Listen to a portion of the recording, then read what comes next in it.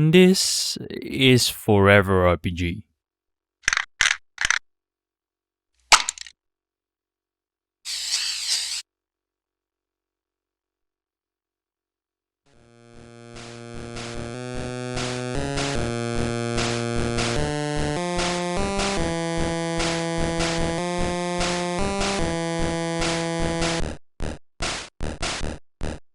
Forever RPG is a textbox-based RPG created by Matt Carr as a submission for the GBA Game Jam in 2024. An event where aspiring game developers were given about 3 months to make something cool that runs on the GBA, and then submitted to have a shot at winning physical prizes and or up to $545 for first place.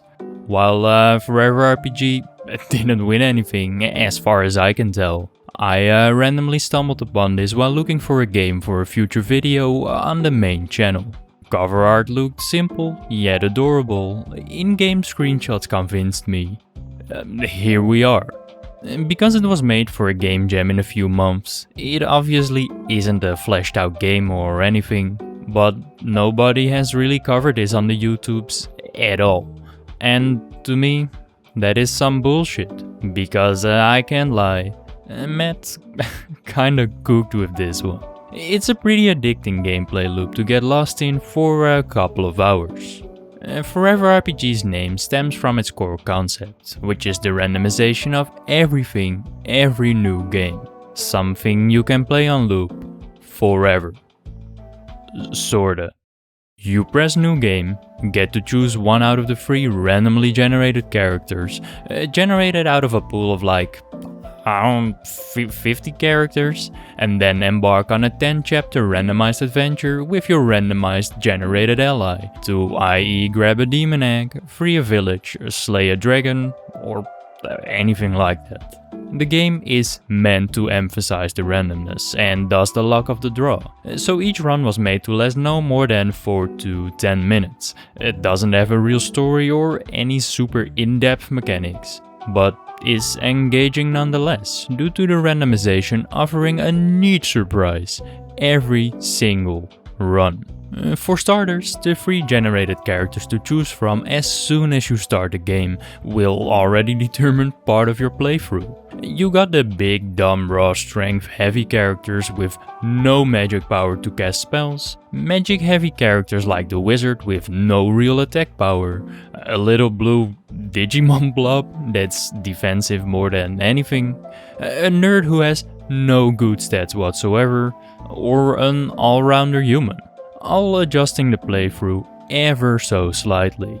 Sure, the pool of characters is a little inflated by the duplicate characters with different names yet same stats, but there is a solid enough variety to choose from.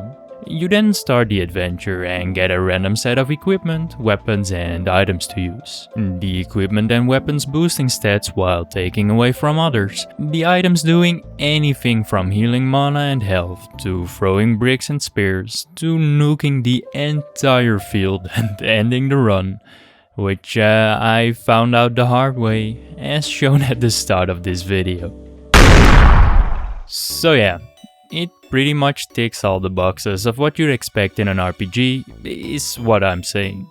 But randomized. It's fun to pick a character of your choice and then deal with the cards you're dealt as you progress. No run indeed feels the same, and it makes it so that the run is about 30 to 40% skill dependent, and the rest is pretty much dependent on item and chapter luck. You really are as good as the tools at your disposal. Sometimes you get total ass cheek starting items with like 1 health potion tops or no mana restores at all.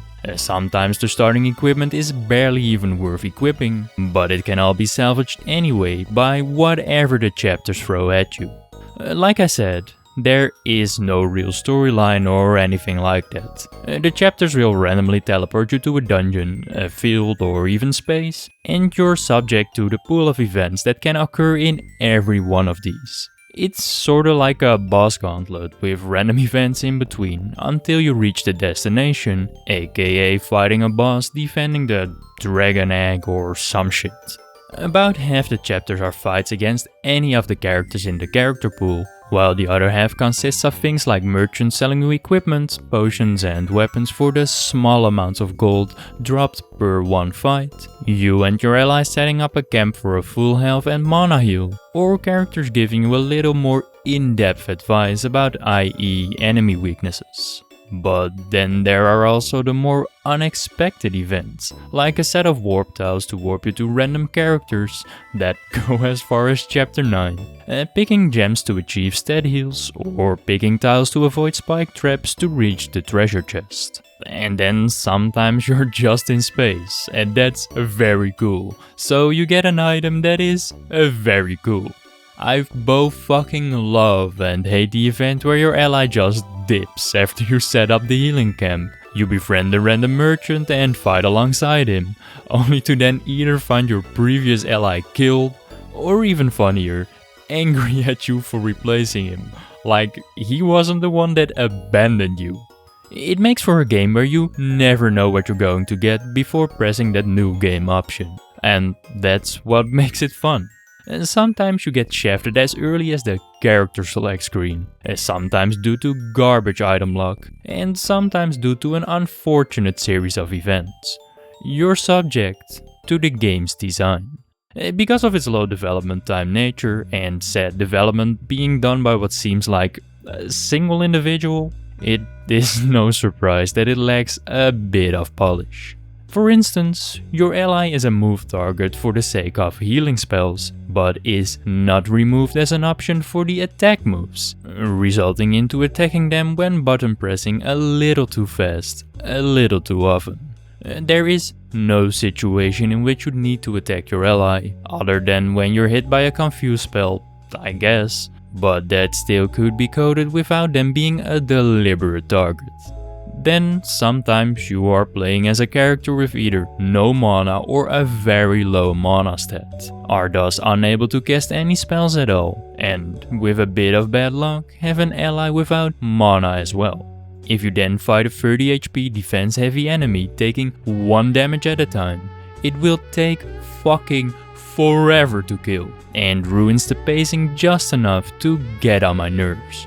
Not to mention the magic spell strengths and weaknesses being a little borg to the point of losing all of your HP in a single magic spell hit, adding another enemy class encounter luck element to the already pretty sizable RNG pool. But what else could you expect from a Game Jam game like this one? I don't care. And it's not like it ruins the fun or whatever. I'm just being transparent for the sake of like review purposes or some shit. On the flip side, the one-person development delivers the big funny in character names like Bubbles and Brebbles, Dingus and Dungus, a best baby, fucking idiot, and stupid ass descriptions like this guy being a big stinky dude, and weapons being stronk. A little tongue-in-cheek bullshit that adds to the vibe, rather than becoming the dominant annoying force, like many a Pokemon ROM hack. So yeah, I like Forever RPG, especially considering the conditions it was made in. One person, a few months of time. Shit's cool. This really is a fun game to sink an hour or 3 into.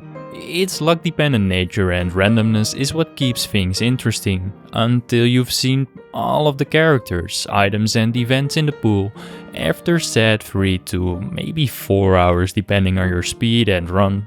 It's what makes it difficult to beat too. I think my win rate was about 30 to 40%, maybe lower. It really depended on not getting clapped by the random spells and losing my ally mid-run. Because there isn't a whole lot more to it than these short, randomized runs, it obviously doesn't have any longevity whatsoever, but I don't think that was ever the intention anyway. I liked finding and playing this on a random evening. I like the fresh new runs every couple of minutes and trying to get as far as possible with what I was given, no matter how bad the items and my luck were in general. And I really fucked with the silly names and descriptions as well as the game's general vibe and aesthetic. While I'm not the biggest fan of the music, and it got on my nerves towards the final moments of my playtime, the few unique character animations, as well as the couple of different sprites for different moves and taking damage, made in this sorta sketch, pixelated 8-bit abstract art style, is charming as hell, man. I wouldn't expect too much out of this. It's not a masterpiece of an experience, but if you want a fun evening or two, just give it a go, man. The game is cute and fun and easy to get into and stuff. Yeah, me likey. Blah blah blah generic outro and shit. Peace!